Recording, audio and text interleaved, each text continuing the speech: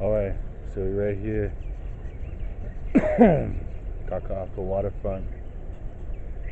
This belonged to the Native Americans of Hawaii, the indigenous people of Hawaii. It belonged to the association. It belonged to the king. It belonged to the princess. It was left to the association that was for the betterment of the Hawaiian people. So this whole place,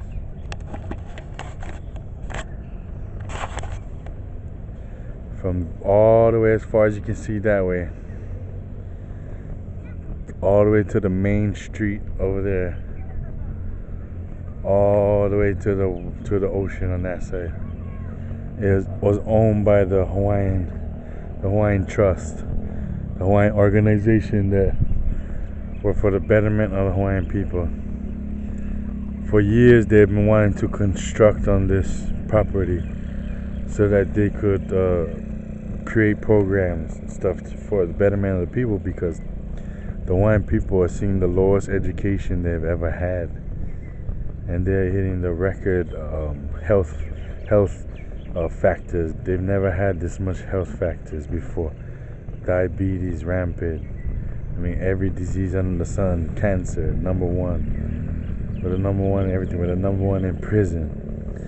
So they needed to help, and then they were getting blocked by the legislation. So this is what's happened to this place. That area is school, college. They ended up giving the land to the college to make a medical school.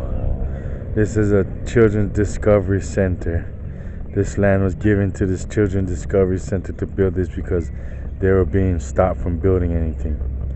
Now from here, as from the buildings way at the end, all the way across, that's around this children's discovery center, has now been sold to realty companies that are going to build $1 million condos, and these condos are being bought up by Chinese foreigners, Japanese foreigners, nationals, and all types of people around the world. They're coming over here and they're migrating to Hawaii, and the local person is being pushed out because nobody has $800,000 for a one-bedroom apartment.